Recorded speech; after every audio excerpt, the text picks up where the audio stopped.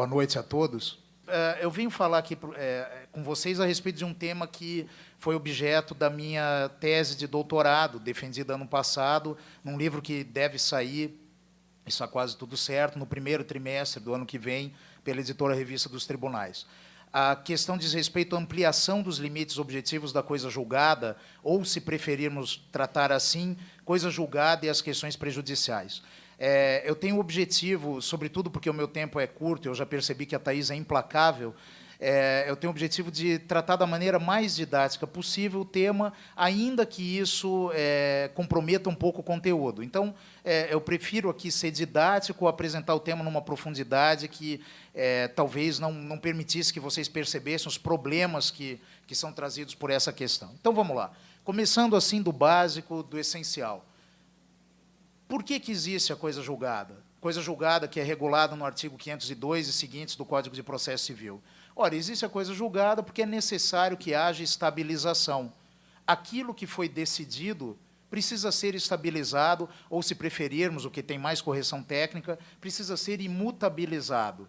Não faria sentido que o processo permitisse que, após um longo trâmite, após uma longa demora na prestação jurisdicional, aqueles temas que foram enfrentados e decididos pudessem ser redecididos. Não faria qualquer sentido uma jurisdição que permitisse a rediscussão infindável de temas que já foram apreciados pelo Poder Judiciário.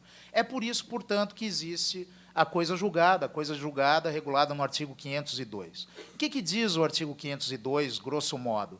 Ele diz que as decisões de mérito, e aqui primeira nota fundamental, decisões de mérito, não mais apenas sentenças de mérito, como dizia o artigo 469 do Código e 472 do Código de Processo Civil de 73, decisões de mérito, porque farão coisa julgada não apenas as sentenças de mérito, mas também as decisões interlocutórias que julgam antecipadamente o mérito. Me refiro aqui ao julgamento antecipado parcial do mérito, previsto nos artigos 355 e 356 do Código de Processo Civil.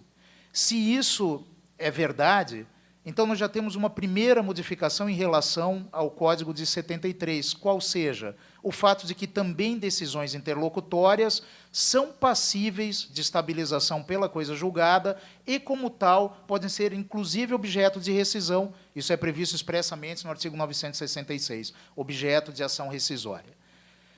Acontece que todos nós nos lembramos, todos nós é um exagero meu, né? Eu que já estou com 40 anos, então eu me lembro bem disso, boa parte de vocês não. Mas, sob o Código de 73, havia uma regra que determinava expressamente que a coisa julgada recairia apenas sobre o dispositivo. Todos nós nos lembramos que os atos jurisdicionais, os provimentos jurisdicionais, são divididos num relatório, depois segue-se a fundamentação e depois o capítulo dispositivo, ou seja, aquele tão conhecido de todos nós, ante o exposto, concedo o pedido, ante o exposto, julgo procedente a ação. Que maravilha quando você é autor e consegue finalmente, após alguns anos de labuta, ler isso ao encerramento do ato jurisdicional. O Código de 73, portanto, previa que somente o capítulo dispositivo das sentenças seria alcançado pela coisa julgada. Seguia-se aqui, não quero ser tedioso, mas seguia-se aqui uma concepção que começou com Francesco Menestrina, na Itália, numa obra sobre questões prejudiciais lançada em 1903, e seguia-se, sobretudo, a doutrina de Menestrina, aprimorada por Chiovenda, tanto nos ensaios quanto nas instituições. Chiovenda e Menestrina diziam, contrariando Savigny, que havia escrito sobre o tema no século XIX, diziam que a fundamentação jamais seria atingida pela coisa julgada. A resolução de questões prejudiciais jamais seria coberta pela coisa julgada. A coisa julgada se circunscreveria, se limitaria, se reduziria ao pedido. E isso era feito para que se evitasse insegurança jurídica. E se dizia, o argumento não é meu, mas de Chiovenda, e se dizia que admitia-se que as sentenças tivessem contradição lógica, mas jamais que elas pudessem ter contradição prática. Vamos explicar isso. Se numa determinada demanda que eu acionasse contra o professor Pedro Miranda, o Pedro fosse condenado a pagar uma determinada prestação do contrato, nada... Ora, se existe uma condenação ao pagamento de uma prestação do contrato, é porque existe um contrato. Se não existisse contrato, não haveria prestação, nem muito menos condenação ao pagamento. O fato do Pedro ter sido condenado a me pagar a segunda prestação do contrato, aparentemente não elidiria o fato de que, numa demanda futura, se decretasse a nulidade desse mesmo contrato. Não haveria aqui uma contradição. E por que não haveria contradição? Porque apenas o fundamento dessas sentenças seria contraditório. Essa concepção prevaleceu e foi expressamente incorporada no Código de Processo Civil de 73. Discutia-se sobre esse tema no Código de Processo Civil de 39, e, para exemplificar dois dos autores que mais debatiam o tema, eu cito aqui a professora Tereza Alvim, da PUC, casa do Dr. Pedro Miranda, mãe da professora Tereza Arruda Alvim, que debatia com Barbosa Moreira sobre o alcance da coisa julgada sobre questões prejudiciais. Mas prevaleceu a tese de que ficava tudo delimitado ao pedido e ao dispositivo da sentença. Muito bem. Para pegarmos aqui a contradição mais frisante, mais saliente dentre todas, que podia se originar no sistema anterior. Ora, numa ação em que eu fosse condenado a pagar alimentos para o autor, para o Joãozinho, numa ação que eu fosse condenado a pagar alimentos para o Joãozinho, eu tinha como premissa a paternidade. Tanto eu era pai que fui condenado a pagar alimentos. Muito bem. Acontece que a paternidade, a não ser que fosse objeto de uma ação declaratória incidental, ela não seria coberta pela coisa julgada. De modo que, quando eu morresse e Joãozinho quisesse se habilitar no meu inventário, meus outros filhos poderiam questionar a filiação de Joãozinho. Poderiam dizer, você ganhou direito a alimentos. A paternidade não foi reconhecida. Isso, para o sistema do Código de 73, seguindo as lições de Menestrina, seguindo as lições de Keovenda, era absolutamente factível. E dizia-se que se tratava de uma mera contradição lógica entre fundamentos. Mas eu digo, mera contradição lógica, inclusive com produção de provas sobre a paternidade, o que justifica que essa paternidade não fizesse ou não fosse coberta pela coisa julgada? A meu ver, nada justificava situações como essa. E o quadro se torna ainda pior quando se percebe, como disse o professor Gustavo, que há milhões e milhões de processos tramitando no processo civil, no Poder Judiciário brasileiro. E se isso é assim, parece absolutamente irracional que se prestigie a litigiosidade sobre um tema que já foi deduzido. Bom, por conta disso, o artigo 503 do Código de Processo Civil veio ampliar a coisa julgada para aquilo que nós chamamos questões prejudiciais. Vamos pegar o exemplo mais singelo, justamente esse dos alimentos. Joãozinho propõe ação de alimentos contra Ricardo. A questão prejudicial aqui é a minha paternidade. Por que é a questão prejudicial? Porque se Joãozinho não for meu filho, não pode haver condenação ao pagamento de alimentos. Trata-se, portanto, de uma questão prejudicial, uma questão de mérito que deve ser decidida previamente ao pedido. Se eu não for pai, obviamente não assistirá a Joãozinho direito aos alimentos. Pois muito bem, o artigo 503, parágrafo 1º e 2º, elenca algumas situações em que será possível que a questão prejudicial seja coberta pela coisa julgada. Portanto, ainda que o advogado postule apenas a declaração, melhor dizendo, apenas a condenação ao pagamento de alimentos, a paternidade também será coberta pela coisa julgada, desde que haja discussão a respeito do tema, desde que haja decisão a respeito do tema, desde que o juiz seja competente, e desde que não se trate, resumidamente, de um processo sumário. Essas regras trazidas no artigo 503, parágrafos 1º e 2º, já constam do restatement nos Estados Unidos, que é a consolidação das decisões. Lá há um instituto parecido com a coisa julgada sobre questão prejudicial, que se chama collateral estoppel. Quando que haverá collateral estoppel? Basicamente, quando o juiz competente decidir uma questão prejudicial num processo entre mim e o Pedro.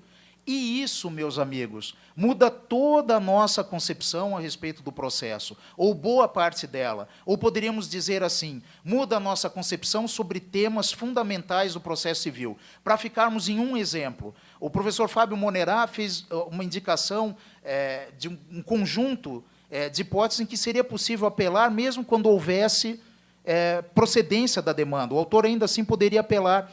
E aqui eu trago mais um exemplo. Suponhamos, para ficarmos no caso mais simples de todos, suponhamos que haja a minha condenação, perdão, que haja propositura de Joãozinho contra Ricardo, pedindo só alimentos.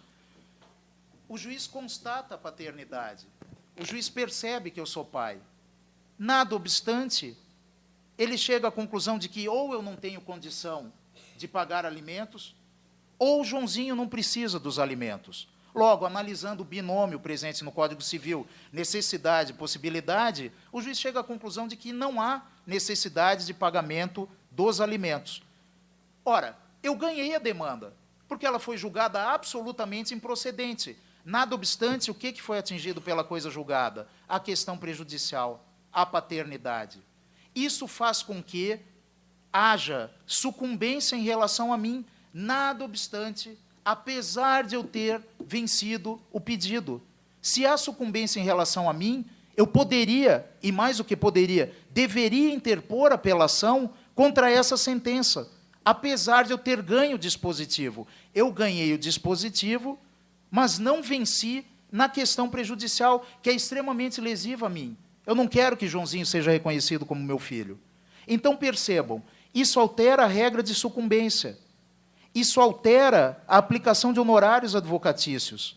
Isso altera aquilo que para nós era uma das questões mais assentes no processo civil. Só tem direito de recorrer aquele que foi prejudicado pela sentença. Foi prejudicado pela sentença aquele que sucumbiu no dispositivo. Agora não é mais assim. Então, aqui eu vou procurar muito rapidamente desdobrar algumas questões práticas, de forma muito rápida, muito sucinta, sabendo que há muito mais a ser explorado sobre o tema. Primeira questão que se discutia em vários fóruns de processo civil. Tá, mas para que faça coisa julgada, é necessário que haja um pedido sobre a questão prejudicial? É claro que não.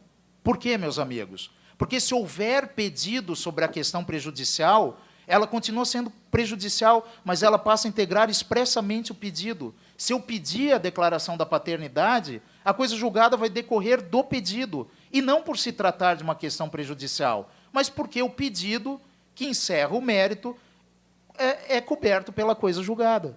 Logo, não é necessário pedido, não é necessário postular para que a questão prejudicial seja coberta pela coisa julgada.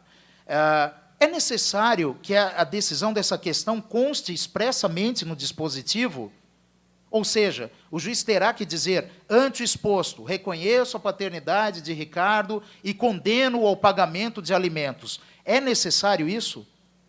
É salutar, é altamente indicado que o juiz faça isso. Nada obstante, se houve produção de prova, se houve debate a respeito do tema, se houve ampla discussão e decisão, ainda que essa questão tenha sido resolvida na fundamentação, então atenção, colegas, atenção, amigas e amigos, ainda que tenha sido resolvida só na fundamentação, há atingimento pela coisa julgada. Não é preciso que conste apenas o dispositivo. Se o juiz disse, realizada a prova de DNA, colhida a prova oral em audiência de instrução e julgamento, chega-se à conclusão que Ricardo inequivocamente é pai de Joãozinho, isso é uma questão prejudicial resolvida e, portanto, passível de fazer coisa julgada. Ainda que não conste no dispositivo, é salutar que o juiz faça, mas não é imprescindível. Então, atenção na leitura das sentenças e dos acórdãos e também das decisões interlocutórias. Portanto, primeira questão, não é necessário pedir, e segundo, não é necessário que conste do dispositivo. Outro tema de ordem prática. O Código é expresso dizendo que, no artigo 503, parágrafo 1º, inciso 2º, que essa extensão, que essa ampliação da coisa julgada às questões prejudiciais não ocorrerá quando houver revelia. Aparentemente, trata-se aqui de uma regra inequívoca. Só que, como todos nós sabemos, o direito padece de indeterminação. E aqui existe uma indeterminação. Será mesmo que sempre que houver revelia não há coisa julgada sobre questão prejudicial? Para pegarmos um batidíssimo, surrado exemplo da ação que Joãozinho propõe contra mim. Ora, é possível que Joãozinho tenha proposto essa demanda, eu tenha contestado no 16º dia útil, portanto fui rével, nada obstante eu tenha pedido a realização de exame de DNA, eu tenha levado testemunhas à audiência de instrução e julgamento, levo inclusive meu amigo Pedro para dizer que jamais me relacionei com a mãe de Joãozinho, ele que diga que não é mesmo? Ainda mais perante a Sílvia, faço o exame de DNA e constata-se realmente que eu não sou pai de Joãozinho. Ora, o juiz, quando vai prolatar a sentença, percebe que eu fui rével, porque eu respondi no 16º dia. Apesar disso, houve produção de prova pericial, houve debate, houve discussão e houve expressa decisão. Eu pergunto a vocês, tem sentido dizer que, nesse caso, não vai fazer coisa julgada porque eu fui rével, sendo que o código, no dispositivo em que trata da matéria, caracteriza a revelia como falta de contestação? Não faz nenhum sentido. Portanto, a premissa com que deve ser lido o artigo 503, parágrafo 1º, inciso 2º, é que deve ter havido contraditório prévio e efetivo, deve ter havido expressa decisão. Ainda que haja, portanto, revelia, é possível que haja coisa julgada, sim.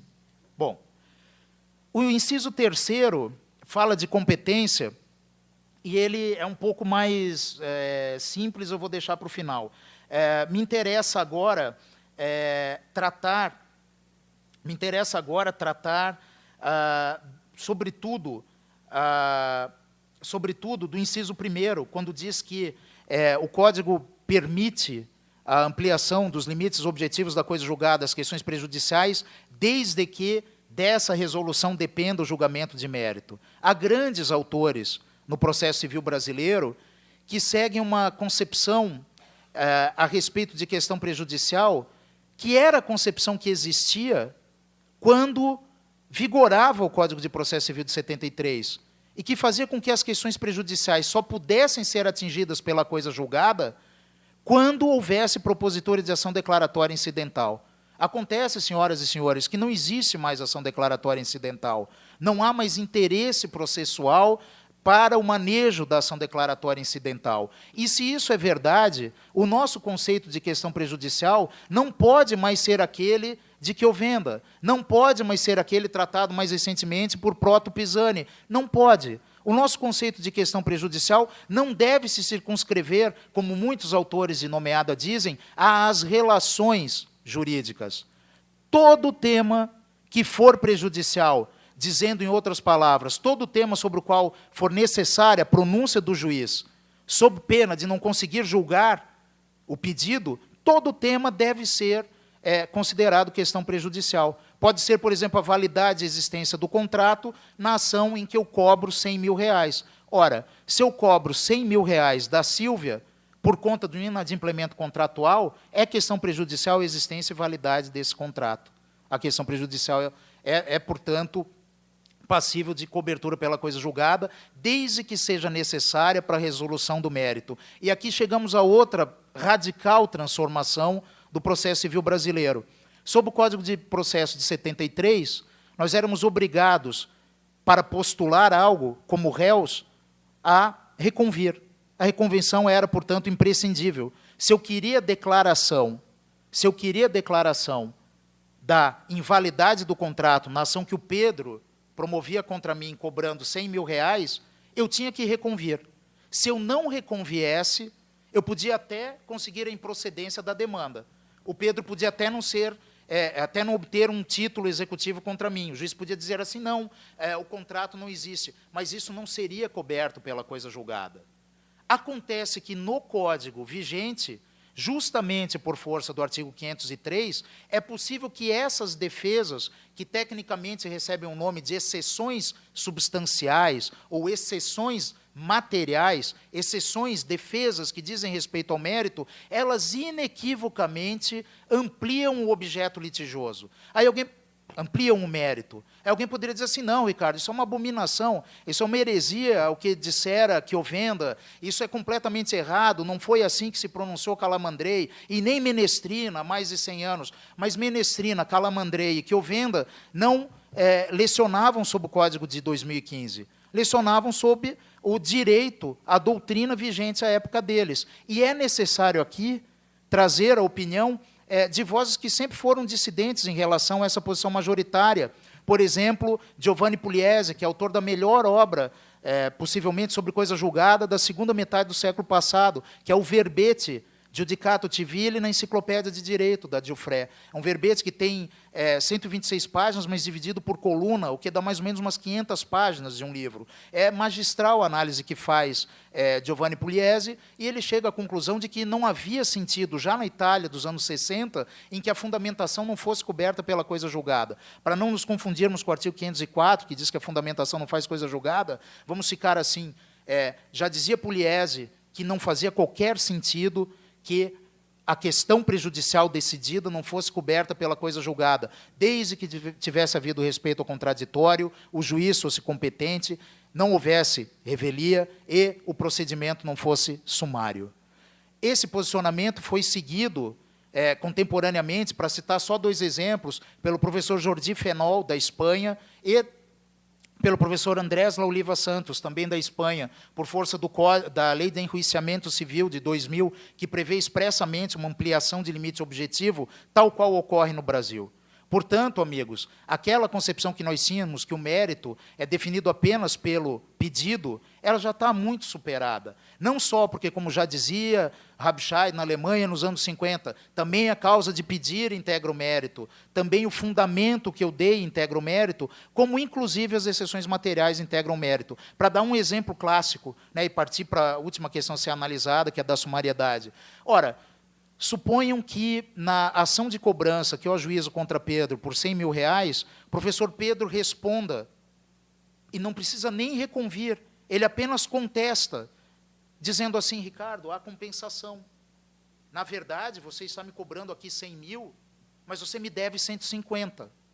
Você me deve R$150.000. Exceção material, compensação. A doutrina clássica, e aqui vou citar com todas as homenagens, para dar o nome a quem merece, possivelmente um dos maiores, possivelmente não, sem dúvida, um dos maiores doutrinadores, um dos maiores processualistas brasileiros, o professor Cândido Rangel Dinamarco, ainda hoje sustenta que, num caso como esse, apenas o meu pedido delimita o objeto litigioso, apenas o meu pedido é coberto pela coisa julgada. Mas, se isso é verdade, suponham o seguinte, suponham que eu cobro 100, o Pedro diz que eu devo 150, e o juiz diz, com efeito, Ricardo, você deve 150 ao Pedro. Eu farei aqui a compensação, e desde logo se forma em favor do Pedro um título de 50 mil. Se isso não é atingido pela coisa julgada, se essa questão prejudicial não for coberta pela res judicata, o que o Pedro pode fazer? Ele pode promover uma outra ação para me cobrar R$100.000, dizendo, amigão, naquela lá eu estou te cobrando 50, nessa aqui eu vou te cobrar os outros 100. Não, tu não podes fazer isso, Pedro. Não podes fazer. Por que não, se não é coberto pela coisa julgada? Se isso não é atingido pela coisa julgada, eu posso rediscutir o tema, e eu posso agora te cobrar 100 mil. Quer dizer, a solução é absurda. É óbvio que isso não pode acontecer. E não pode acontecer porque a defesa que nós trazemos na contestação, desde que ela traga questão prejudicial de mérito, ela deve sim ser coberta pela coisa julgada. Para pegarmos agora o último dos temas, que diz respeito à sumariedade, também o artigo 503 impede que, quando houver restrição probatória, haja possibilidade de ampliação dos limites objetivos da coisa julgada. Ou seja, se houver restrição à produção de provas, naquele procedimento em que há restrição, não pode haver coisa julgada sobre questão prejudicial.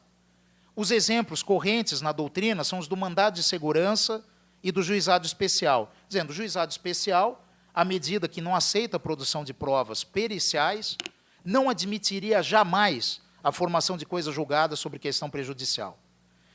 Eu não vou enfrentar o tema do mandado de segurança, que ele é um pouco mais complexo, mas vamos ficar nos juizados. É mesmo? Mas por que não pode fazer coisa julgada? Porque eu não posso produzir prova pericial. Tá bom, e se a demanda que eu estiver discutindo no procedimento de juizado especial não demandar prova pericial? O único meio para resolver essa demanda é prova oral.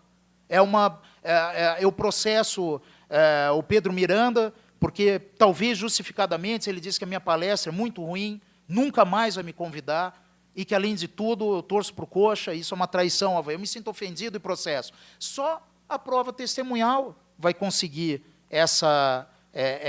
o esclarecimento desse fato. Será que, nesse caso, uma eventual questão preliminar, uma eventual questão prejudicial, não seria atingida pela coisa julgada, só porque eu não podia fazer prova pericial, que era desnecessária ao caso? Me parece inequívoco que, em situações nas quais a prova vedada não seja necessária para a resolução do caso, haja, sim, extensão da coisa julgada à questão prejudicial também nesse caso. Logo, nós temos que entender o artigo 503 como parte de um novo sistema de processo civil, como algo que veio para tentar resgatar um pouco da efetividade da jurisdição, como algo que diz respeito ao fato de nós termos milhões e milhões de processos num país pobre como é o nosso, com recursos depauperados a toda hora, como ocorre no Brasil, em que nós não podemos nos dar ao desplante de pura e simplesmente redecidir um tema sobre o qual já houve pronunciamento do Poder Judiciário. Então, me parece que essa concepção não só está abarcada no novo Código de Processo Civil, como ela tem tudo a ver com a nossa realidade. Mas nós precisamos ler o artigo 502 e 503, não com os olhos, como dizia o professor Barbosa Moreira, um dos gigantes do processo civil brasileiro. Não devemos olhar o processo civil com os olhos voltados para o retrovisor, temos que olhar para frente, temos que olhar para a jurisdição que nós queremos. Nada obstante, eu não quero que se entenda que as minhas palavras aqui são wishful thinking, o Ricardo quer que seja assim. Não, estão amparadas na dogmática do artigo 502 e do artigo 503, e são uma solução para o nosso problema, que é a instabilidade que decorre da má prestação jurisdicional. Muito obrigado.